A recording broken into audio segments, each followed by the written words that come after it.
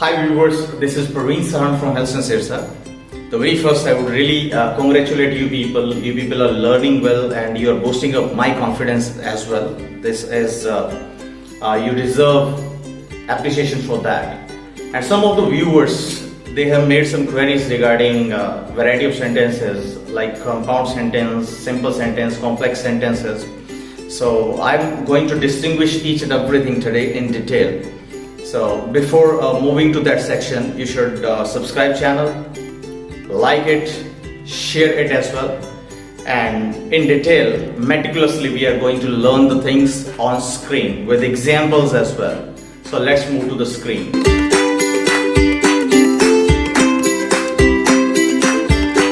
There are three sorts of sentences: simple, compound and complex.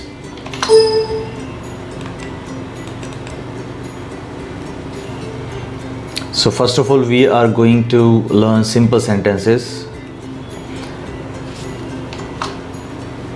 Simple sentence is also called independent clause. Independent clause बोले तो जिसके अंदर एक subject होता है और एक वर्ब होती है, उसको क्लोज बोलते हैं हम लोग, जिसके अंदर एक पूरा मीनिंग भी निकलता है.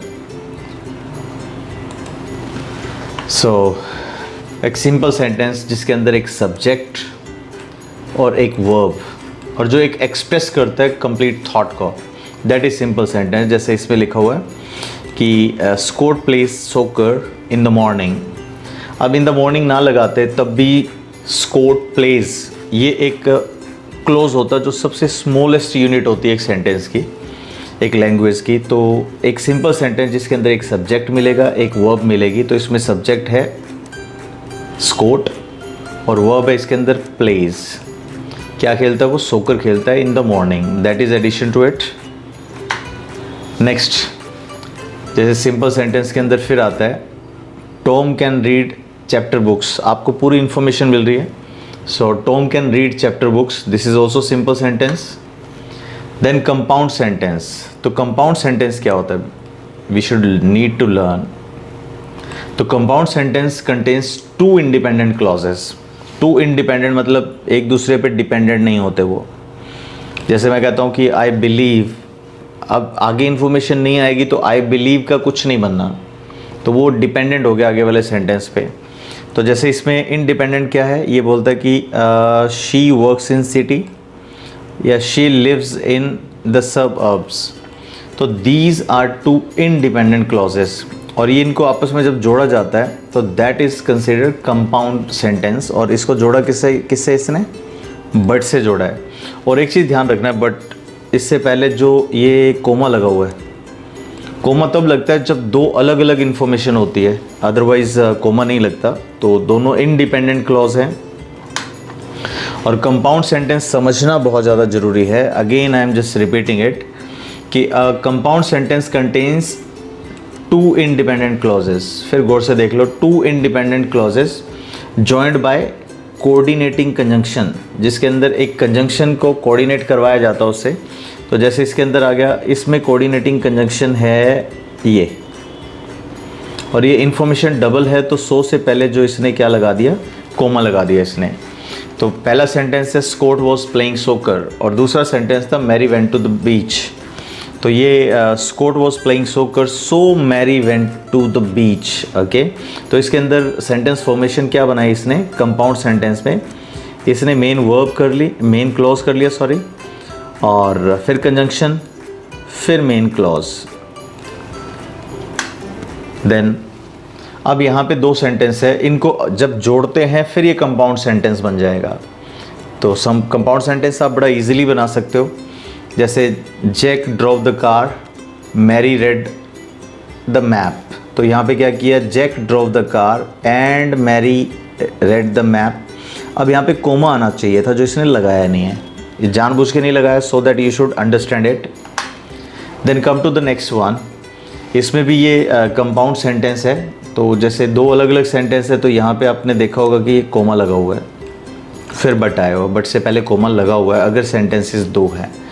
तो कहता है कि I would like to go to the football game but I don't have a ticket, मेरे पास टिकट नहीं है। तो इसको जोड़ने के लिए बट का यूज़ करा, पहले हम सो का भी यूज़ कर चुके हैं, फिर एंड का भी यूज़ हुआ है। सो compound sentence, you can make compound sentence by joining two logically related independent clauses by using, आप इसके अंदर सेमीकोलन यूज़ कर सकते हैं, अ कोऑर्डिनेटिंग कंजंक्शन यूज़ कर सकते हैं, या फिर ए ट्रांजिशन जो है उसको आप यूज़ कर सकते हो। इसको अपन डिटेल से देखते हैं अब कैसे होता है ये। सबसे पहले जैसे सेमीकोलन है, इसको सेमीकोलन को जैसे आप यूज़ करते हैं, इसको सेमीकोलन को जैसे आप यूज़ करते हो, तो इसकी फॉर्मेशन रही, इसने इंडिपेंडेंट क्लॉज बनाया, इंडिपेंडेंट क्लॉज, और बीच में लगा दिया इसने ये सेमीकोलन, ये सेमीकोलन, ये सेमीकोलन, ये सेमीकोलन। ओके, तो ये बोलता है कि I love living in the city, और फिर इसको एक्सप्लेन करता है कि there are so many things to do, वहाँ पे करने के लिए बहुत कुछ है, तो सेमीकोलन हैज़ बीन यूज्ड। और आप आइल्ट्स के स्टूडेंट हैं या फिर किसी भी कम्पिटिटिव एग्ज़ाम के, अगर आप राइटिंग अच्छी करना चाहते हो तो ये पंक्चुएशन मार्क्स बहुत ज़्यादा मैटर करते हैं और आपके सिंपलेस्ट कंपाउंड सेंटेंस बड़े इजीली बन जाते हैं। Then come to next one, इसकी फॉर्मेशन है कोऑर्डिनेटिंग कंजंक्शन जो है,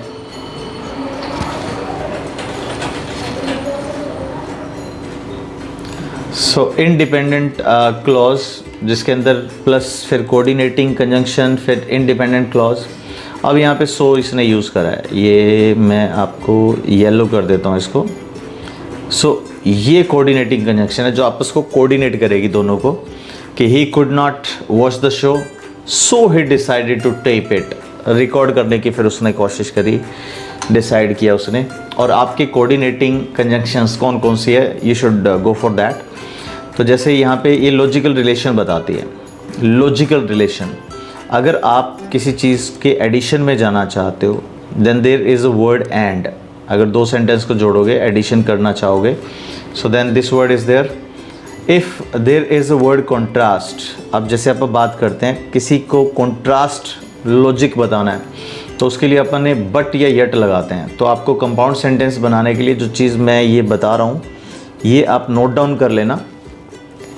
अगर आपने चॉइस बतानी है, अगर आप चॉइस की तरफ मूव करते हो तो और या नोर, कि दिस और दिस, और नीदर नोर जो आपने यूज़ करा होगा पहले। फिर ये क्लॉज बताने के लिए, सॉरी कॉज बताने के लिए, किसी चीज़ का रीज़न बताने के लिए फॉर भी लगता है। फॉर का मीनिंग के लिए भी होता है और फॉर का मीनिंग क्योंकि के लिए भी यूज़ किया जाता है। तो ये रीज़न बताने के लिए ये फॉर यूज़ किया जाता है। तो पूरा गौर से सुनना इन चीज़ों को। और रिज़ल्ट बताते हैं जहाँ पे हम वहाँ पे यूज़ करते हैं सो। ये आप लॉजिकल रिलेशन के लिए आप यूज़ कर सकते हो अगर आपने कंपाउंड सेंटेंसेस बनाने हैं तो। अब फैन बॉयज़ आपने सुना होगा, फैन बॉयज़ अगर नहीं सुना तो अब आप इसको गौर फरमाना थोड़ी सी। फैन बॉयज़ ये किसी के फ़ैन नहीं है basically. These are the words, जो फर्स्ट लेटर हर वर्ड का लेके इन्होंने फैन बॉयज़ बनता है और जो कंपाउंड सेंटेंस के लिए बहुत ज़्यादा ज़रूरी है। तो जैसे है for, F means for, then A, and, N बोले तो नोर, बी बोले तो बट, ओ बोले तो और, Y stands for yet, S stands for so. So these are the words, ये जो सारे के सारे वर्ड्स हैं ये आपके कंपाउंड सेंटेंस बनाने के लिए बहुत ज़्यादा क्रूशियल है, बहुत ज़्यादा क्रूशियल है।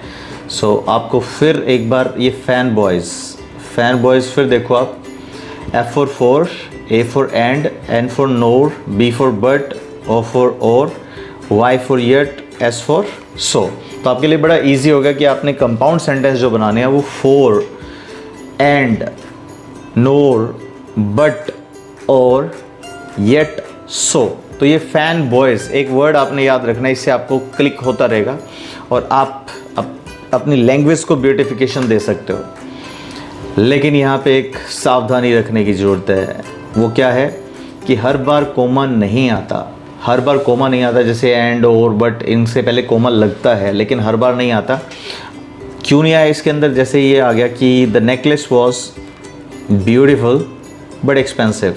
यहाँ पे आपने देखा होगा यहाँ पे ये कोमा नहीं लगाया, अगर लगा भी देते तो ये गलत होता है ये कोमा। रीज़न, ये इंडिपेंडेंट क्लॉज नहीं है, मतलब ये अपने आप के अंदर एक कंप्लीट इंफॉर्मेशन नहीं है। एक्सपेंसिव, क्या एक्सपेंसिव, इसको आगे वाले सेंटेंस के साथ कोरिलेट करना पड़ेगा, तो ये कंपाउंड सेंटेंस नहीं बना। उसके लिए दो इंडिपेंडेंट क्लॉज होने चाहिए। जैसे the necklace was beautiful but I purchased it any how, तो ये but I purchased it any how, ये लग के दो इंडिपेंडेंट क्लॉज होते तो वहाँ पे कोमा आता। ये चीज़ ध्यान देना, कोमा बहुत स्टूडेंट्स राइटिंग के अंदर मिस्टेक करते हैं और वो कई बार आर्ग्यूमेंट्स भी करते हैं, सर मैंने बट के साथ कोमा देखा है। तो आपने देखा होगा क्योंकि दो इंडिपेंडेंट क्लॉजेज हैं तो कोमा होगा, और इंडिपेंडेंट नहीं है तो नहीं होगा। कई बार टीचर के साथ आर्ग्यूमेंट्स भी करते हैं स्टूडेंट्स, तो ये मैं आपको बता लूँ, बड़ा गौर से सुनना, गौर से समझना इन चीज़ों को। देन ट्रांजिशन, जो ये क्या यूज़ हो रहा है, यस इसमें इंडिपेंडेंट क्लॉज, और फिर उसके बाद जैसे हाउ एवर आ गया, ये भी यूज़ किया जाता है, लेकिन इससे पहले उसको ये सेमीकोलन इसने यूज़ करा। अब जैसे कहता है I love San Francisco however I hate traffic, दो कॉन्ट्रास्ट सेंटेंसेस हैं और उसके अंदर रीज़न भी दिया इसने, उसके लिए इसने यूज़ करा, लेकिन जो दोनों क्लॉजेस हैं वो दोनों इंडिपेंडेंट क्लॉज है। आई हेट द ट्रैफिक, ये अपने आप के अंदर पूरा सेंटेंस है, ओके, और ये अपने आप के अंदर पूरा सेंटेंस है, so you can use that one also. How ever, अब क्या होता है, ये हाउ एवर जो इस तरह से यूज़ करते हैं, मैक्सिमम स्टूडेंट्स सेमीकोलन नहीं लगाते, तो यहाँ पे सेमीकोलन नहीं लगा तो आपकी ग्रामेटिकल एरर हो जाएगी और आप कहोगे कि सर मैंने तो हाउ एवर का यूज़ कर दिया, लेकिन हाउ एवर आपने पैर पे कुल्हाड़ी मार ली अगर इस टर्म के अंदर इस सेंटेंस को गौर से समझना है, अगर आपने सेमीकोलन यूज़ नहीं करा तो। हाउ कॉम्प्लेक्स सेंटेंसेस, जिसके बारे में स्टूडेंट्स के माइंड के अंदर एक डर बिठा रखा है, लेकिन वो डर है नहीं, बेसिकली बड़े इजी होते हैं कॉम्प्लेक्स सेंटेंसेस। कंपाउंड सेंटेंसेस में दोनों सेंटेंसेस एक दूसरे पे डिपेंड नहीं करते, लेकिन इसमें देखते हैं क्या होता है, पहले पढ़ते हैं क्या है ये। Basically a complex sentence combines an independent clause with one or two more dependent clauses, मतलब एक तो डिपेंडेंट क्लॉज है और वन और मोर, मतलब एक भी हो सकता है और एक से ज़्यादा भी हो सकता है, ये डिपेंडेंट क्लॉज होंगे, मतलब उसके ऊपर डिपेंड करेंगे। अब जैसे ये इसने लगा दिया कि एग्जाम्पल है, Scott wore his football boots because he was playing soccer।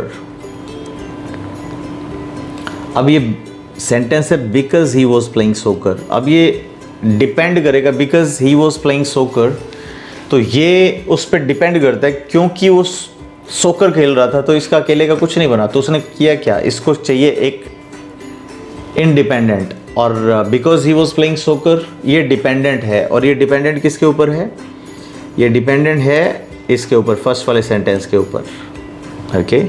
सो इसके अंदर आप नीचे देखें फॉर्मेशन, तो मेन क्लॉज, उसके बाद आपकी कंजंक्शन, और उसके बाद आपका डिपेंडेंट क्लॉज, ये आएगा।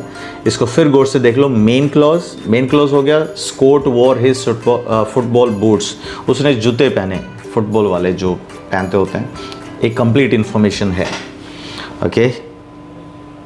कम टू नेक्स्ट वन। अब ये कहता है सबॉर्डिनेटिंग कंजंक्शंस, तो सबॉर्डिनेटिंग कंजंक्शंस होती क्या है, ये थोड़ा सा गौर से देखना। Subordinating conjunction joins an independent clause to a dependent clause, एक ऐसा लिंकर जो इनडिपेंडेंट को डिपेंडेंट से जोड़ेगा, और ये कहता है, बड़ी काम की बात बोलता है ये, जो सबॉर्डिनेट कंजंक्शन है वो can be used at the beginning, वो बिगनिंग के अंदर भी आ सकती है, वो मिडिल के अंदर भी आ सकती है, और वो एंड में भी आ सकती है। मतलब पहले आप देख रहे थे वो सेंटर में आ रही थी कंपाउंड सेंटेंसेस के अंदर, ये बिगनिंग के अंदर भी आ सकता है, मिडिल में भी आ सकता है और एंड में भी आ सकता है, चलो देखते हैं कौन कौन से हैं सबऑर्डिनेटिंग कंजंक्शंस। ये सबऑर्डिनेटिंग कंजंक्शंस है, आफ्टर है, ऑल्दो है। आप इन सेंटेंसेस का यूज़ करते हो in order that, at least, even though, whereas, which, means ये सारे के सारे जो वर्ड्स हैं, फिर गौर से एक बार देख लो, इससे आपके कॉम्प्लेक्स सेंटेंसेस बनते हैं। और अगर आप आइल्स कर रहे हैं या पीटी कर रहे हैं तो आपको एटलीस्ट 10 to 12 कॉम्प्लेक्स सेंटेंसेस आपको डालने होते हैं। तो ये गौर से देख लो सारे words, wherever, while, before, since, though, that, how. Okay, so these are there. Okay, so complex sentence contains क्या, जैसे इसके अंदर एक मेन सेंटेंस होगा, दूसरा डिपेंडेंट। तो ये हो गया she will go to school in the city, ये इंडिपेंडेंट सेंटेंस है। ओके, और उसके बाद इसको कंजंक्शन दे दी, she finds a job, until she finds a job, ये आपकी कंजंक्शन थी और अपन ने अभी किया पीछे भी।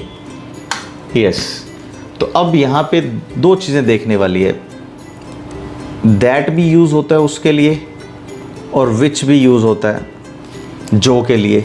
तो ये दैट और विच बड़े समझने वाली चीज़ है, बड़ा basically lots of students they get confused. तो आप हमेशा ध्यान रखो, आपका अभी एक तो दैट,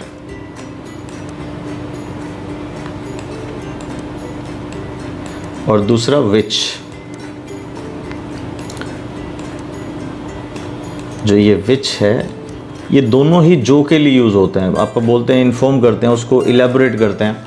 तो जैसे एक तो आ गया आई लव फिश एंड वेजिटेबल्स, और ये ध्यान देना है विच से पहले हमेशा क्या आता है, कोमा आता है, बिल्कुल ध्यान देना है। I love fish and vegetables which are the most common foods in Japan. अब इस सेंटेंस को आप देखते हैं। अच्छा, अब क्या है जो सिंपलेस्ट आप करें, जो दैट है वो रेफर बैक करता है टू द नाउन, ये नाउन को रेफर करता है।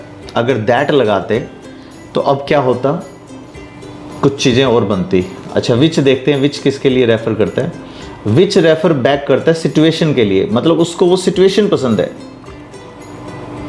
जैसे my mother made me read a book that I hate. अब ये जो दैट है वो यूज़ किया गया बुक के लिए, जो मैं नफरत करता हूँ जिससे। My father made me read a book that I hate. तो अब जो आई हेट द बुक, क्योंकि मेरे को बुक से नफरत है, तो ये नाउन को लेके गया है। ओके, अब यहाँ पे इसी सेंटेंस के अंदर ये आता है कि my father made me read a book which I hate. अब आपने देखा होगा कि दैट से पहले कोमा नहीं है, लेकिन विच से पहले क्या है, कोमा। अब क्यों कोमा होता है, क्योंकि वो पीछे वाली सिचुएशन को बता रहा है। तो आई हेट रीडिंग पहले के अंदर है, और दूसरा है I hate it when he makes me read, मेरे को जब वो पढ़ाते हैं मुझे वो सिचुएशन पसंद नहीं है। Okay, so that is the difference between that and which. ये बड़ा गौर से करने वाली चीज़ है। अब यहाँ पे मैंने अगर विच लगा दिया ऊपर वाले सेंटेंस के अंदर, I love fish and vegetables which are the most common foods in Japan, तो मुझे ये वाली चीज़ें, मतलब I am not talking about fish and all, I am just talking about मुझे खाने से रिलेटेड ये चीज़ें पसंद है, मुझे सिचुएशन पसंद है। अगर मैं यहाँ पे दैट लगाता, अगर यहाँ पे विच की जगह क्या लगाता, दैट लगाता, तो मुझे फिश और वेजिटेबल्स पसंद है। ओके, सो ये चीज़ें होती। So complex sentence, use a comma after dependent clause if it begins with the sentence. अगर ये सेंटेंस से शुरू होता है तो फिर ये लगाएंगे, जैसे कहते हैं ना, when I first move to the city, उसके बाद नेक्स्ट सेंटेंस शुरू होगा, I was afraid to drive the steep and narrow streets. Okay, so यहाँ पे कोमा लगेगा, ये ध्यान देखना है। और यहाँ पे देखो, ये स्टार्टिंग के अंदर आ गया व्हेन, कई बार हमने बीच में भी देखा है। ओके, सो कॉम्प्लेक्स सेंटेंस, ये व्हेन आगे आ गया, स्टार्टिंग के अंदर आ गया। दूसरा सेंटेंस है, यहाँ पे कोमा है, you can see here. Okay, so thank you very much guys, have a nice time. और ये चीज़ बहुत अच्छे तरीके से आपने करना है, इसको रिवाइज़ करना, एक बार नहीं 2-3 बार देखना इस वीडियो को, और देख के दैट और विच जो है बहुत सारे स्टूडेंट्स की प्रॉब्लम है, कॉम्प्लेक्स कंपाउंड सेंटेंसेस के अंदर पर्टिकुलर वर्ड्स हैं, उन वर्ड्स को आपने ध्यान करना है और कौन सा डिपेंडेंट है इंडिपेंडेंट है वो आप अगर कुछ भी इससे रिलेटेड प्रॉब्लम आपको रहती है then you can ask in your comments. So thank you very much. Have a nice time.